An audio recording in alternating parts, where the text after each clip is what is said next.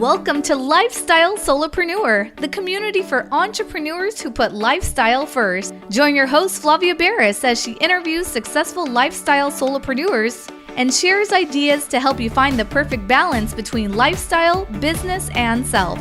Flavia is an attorney, marketing expert, and founder of several online academies. She's been featured in major media, including BBC World News, The Wall Street Journal, The New York Post, ESPN Television, and more. Join us for this episode of Lifestyle Solopreneur.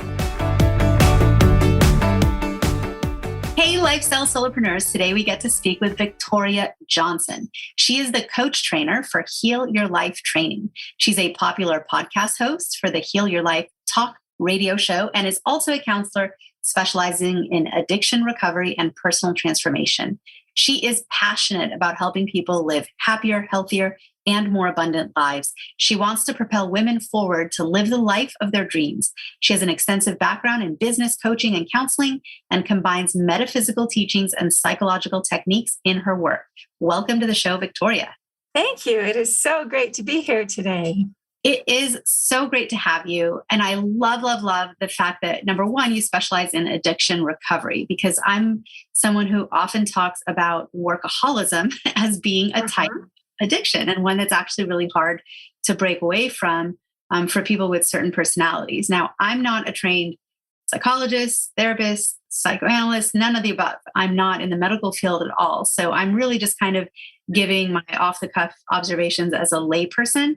But for me, that is something that has always struck me as like this potential, actual sort of dangerous addiction that's out there that sort of snares some people and kind of really changes the quality of their life.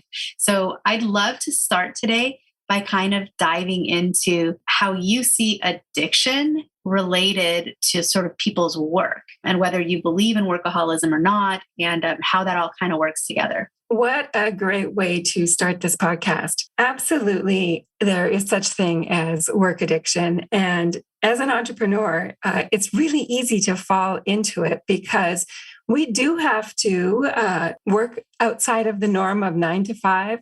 We are thinking about things at 3 o'clock in the morning, laying in our bed. It's just the way that I believe that it is when you're an entrepreneur. And people who aren't entrepreneurs and who are in corporate jobs and so on, there can become that addiction as well, because always seeking that next thing, that next approval, or that next promotion, or it'll be easier if I just get this done, or I just get this done. And it's just this never ending loop. One thing that I find too that is interesting is how we can become addicted to just about anything. So often when we think addiction, we think drugs or alcohol, or even smoking, or sometimes food. But really it's those things like work, or even things like going to the gym, anything that we are doing in excess, anything that is monopolizing our thoughts, then of course transforming into an addiction. I've seen many, right? Netflix, Facebook, YouTube binge sessions, right? All of this kind of addiction. I was just going to say, check. I've been there for them all. It's such an easy thing to do. And I think that so many times it's a distraction as well. For me personally, when I'm feeling stressed as an entrepreneur and I need a little bit of break, I'll do that. I'll get onto, say, social media. My current distraction is TikTok, and I'll start scrolling through. And before you know it, what's happening is I'm doing it first thing in the morning before I'm sitting at my desk, or before I've journaled, or I'm doing it when I have a little 5-minute break. It just becomes such a desire for the distraction rather than dealing with what's in front of us as entrepreneurs. I can give you a little example of that. I've been putting off opening some feedback that I had requested from a group that I had taught. And you know how it goes. We make these little stories up in our head that, what if they didn't love me as much as I thought they did? Or what if they didn't learn what they wanted to learn? And so I had been putting it off. So doing things like scrolling through social media or watching a show on Netflix when I really needed to be sitting down and facing these evaluations. This morning, I sat down, faced those evaluations. Everything was great, all helpful information. And I didn't feel like I needed to be distracting myself with an addiction. Does that make sense? It makes perfect sense. And it's so hard, though, to make those shifts and find the techniques that work. But it's, I think, really important. We have, like you were saying, a lot of addictions that are not obvious ones, where someone may be addicted to something like Netflix or something and not even be aware that it's a problem, or even be aware that it's a compulsion and an addiction, because it just feels so like normal. Like, yeah, I'm just going to, towards the end of the day, turn on Netflix and watch some shows. And then it turns into a situation where, they're not necessarily even having dinner with their loved ones and everyone's just eating in front of TV, or, and things are dangerous to fall into. These are bad habits. How do you feel about habits in general? There's so many books now on, there's that famous one that's pretty well known, Atomic Habits. And then I love that book. Great book. There's another one. What is it? It's by Brendan Burchard. Yes, I know which one you're speaking of. I can see it in my mind's eye, but I can't think of the name right now of that book. Someone could just go on Amazon and just Google Brendan Burchard Habits, and it's got a gray cover. Really good one too. So habits are sort of like a thing right now. And I don't know if it's just on trend or if it's something that's going to have lasting power, but do you teach about or use habits in any way in your coaching? So habits are something that I'm absolutely very passionate about. So I'm really glad you asked about them. And my personal opinion is that it's not a trend. I feel like, successful people have been engaged in habits for many, many years. And when you look back at the pioneers of our time, the Zig Ziglars, the Norman Vincent Peale, the Dale Carnegie, they all really reinforced habits as well. When we have those habits, we set ourselves up for success. So, for example, what I tell people is think about what you want in 6 months, think about what you want in 5 years, and know that whatever you're doing today is going to reflect that. So if what you are doing today is indulging in those little habits that don't take you anywhere, you're going to be exactly where you are right now in 6 months or 5 years or whatever your goal is. But if you have little habits in place that are focused, then we can know that those habits are just going to become who we are as we go ahead and reinforce those and keep working towards our goals. An example, sorry. No, an example would be great. Share with us a case study or an example. Okay, so I'm just going to share an example. We were talking about addiction to say addiction to sugar. Let's talk about that. A lot of people suffer with that. And it's tied in really closely with alcohol addiction as well because of that sugar. So say, for example, if someone says 6 months from now, I am going to have lost 20 pounds and I'm going to do this by cutting out sugar. And so if every day they are mindful of, okay, so I'm not eating obvious sugars today. I'm not having that candy bar. I'm not having that glass of wine, whatever it might be. Then, likely they're going to be moving towards that goal in 6 months. If they go even deeper into that habit and say, I'm going to set up checks and measures in place with checking labels, for example, looking for those hidden sugars, looking in what I'm drinking. Is it triggering a sugar craving? Or am I eating something that's acting like sugar in my body, for example, like white flour? And going deeper, then they are absolutely going to meet their goal and, or be well on track to do so because they have followed those daily habits when they get to the 6 month point. It's been said so many times, I'm rolling my eyes at myself just saying it again, but it's like getting in a car and driving from New York to LA. You need to have a map to help you along the way. You wouldn't just wing it. And those daily habits are your map. Amazing. And this is the kind of thing you teach in your coaching, in your consulting work. So tell us a little bit about what you do as a coach trainer. Like what is, for people who are out there listening who are also looking to explore different careers, what is the week in the life of a coach trainer who works in the area that you work in? Wonderful. Well, so I'm going to share this with you with a smile because we are speaking to solopreneurs and entrepreneurs. And you said, what is a week in the life like? I am going to tell you that 48 weeks out of the year, I am doing work that's not incredibly rewarding. I'm doing the stuff behind the scenes. And that is marketing every day, following up every day, doing my own daily habits every day. But for those 4 weeks out of the year that I have the students in front of me, because I do coach training in person, and we are growing and learning and healing and practicing our skills with each other, they are the most incredible, rewarding 4 weeks that I absolutely live through the other 48 weeks of the year for. Does that make sense? It does. No, It totally does. And I think there is so much that goes on behind the scenes to being a solopreneur. And a lot of people are like, well, if you pick an area to have a business in that you absolutely love, like, we'll throw something out. Like if someone's like, I love surfing, I want to be a surf instructor and have a surf school. They're super excited because they love to surf. And it just seems like this great idea. And then they get into it. And there is so much sort of daily grind,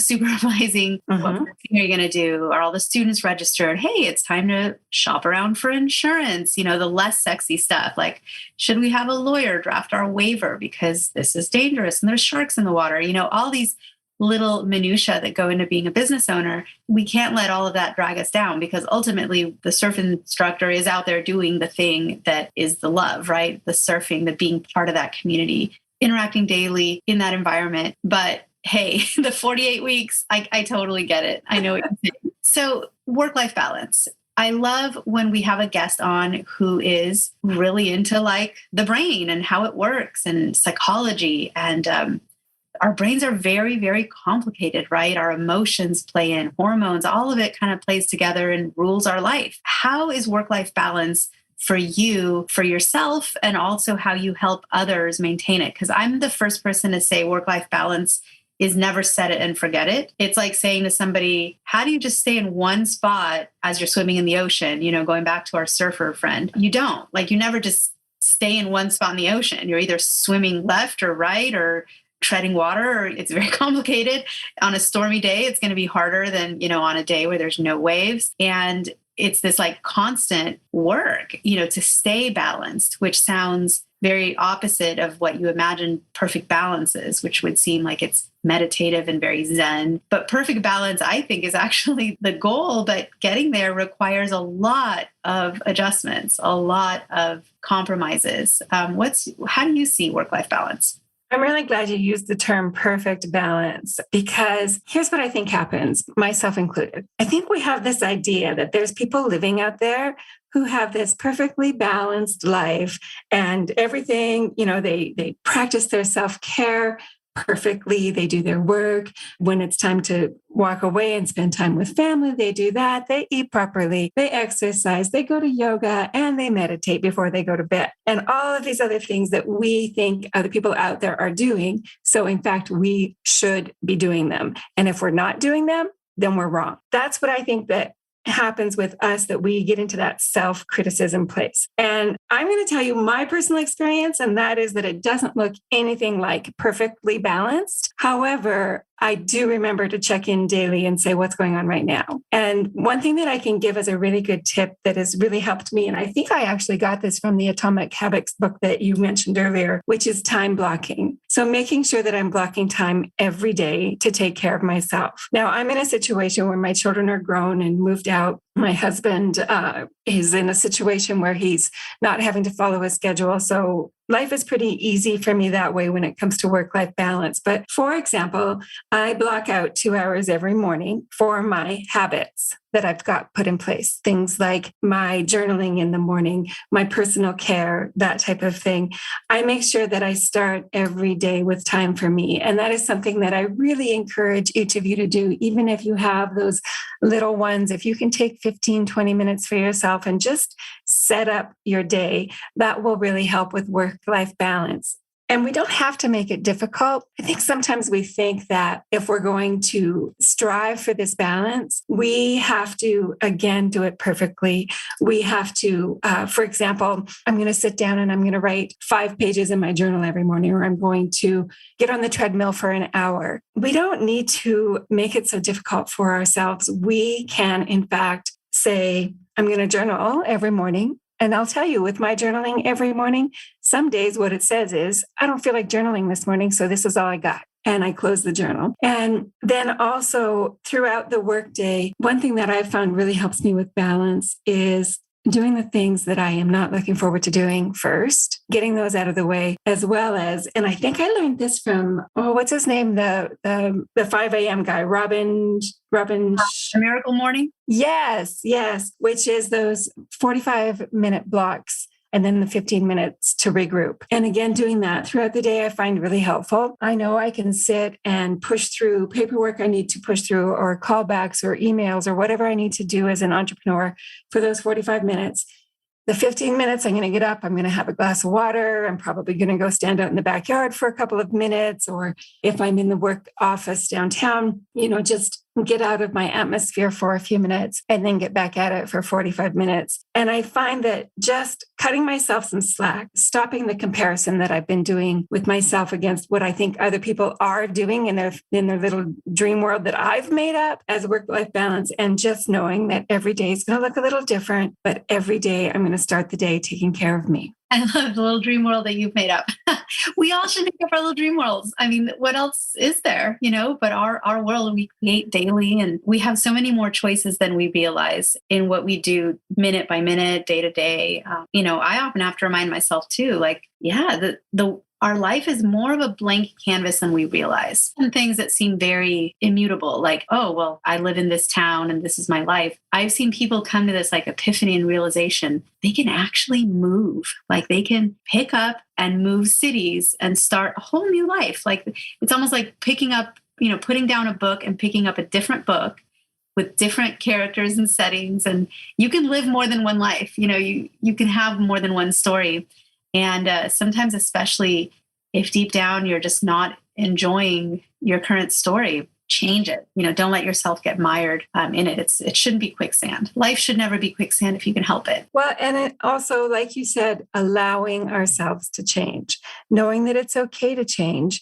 We can change. You mentioned location. We can change our beliefs. We can change what we've always done into what it is that we want to do. We can change even with our personal growth. And sometimes I think we get stuck because we're afraid of what we might lose along the way. And I would just encourage your listeners to know that there is so much to gain as well by exploring. Absolutely. So how do people get in touch with you if they want to connect, to listen to your podcast, to follow you, or they need some of your coaching, your Heal Your Life training that you so generously offer to the world as your vocation, because it is such good work that you're doing in the world for so many people. Thank you. It is so incredibly rewarding. You can reach me by email. It's really easy. healyourlifecoach@gmail.com. And my website is victoriajohnson.org. So that's Victoria, JOHNSON.org. And my podcast is the Heal Your Life Talk Radio Show. And what I focused on with the podcast is just stories of people overcoming adversity and healing their lives. And I got to say, life is good. When we have the unique opportunity to spend our lives helping other people to enjoy their life more, it makes me smile every day. Well, this whole conversation has made me smile. So thank you so much for sharing your time, your expertise, all of your insights. You are just an amazing resource, and we thank you for your time today. Oh, thank you so much. Guess what, lifestyle solopreneurs? If you don't yet have an online business earning you enough passive income to live the life of your dreams, I'd like to suggest you consider trying out Kajabi. Kajabi is an all-in-one solution where you can create and teach online courses, publish a paid newsletter, launch a free or paid podcast, process payments, build one-on-one coaching portals for your clients, and much, much more. I personally use Kajabi to power numerous successful and profitable online businesses. Lifestyle solopreneurs, there's a free trial of Kajabi waiting for you at this link, www.kfreetrial.com. You can try Kajabi for free, no obligation, by going to www.kfreetrial.com. Again, kfreetrial.com, and that K stands for Kajabi. Starting an online business helped me break free from that corporate grind, and I hope it does the same for you. You have nothing to lose and absolutely everything to gain.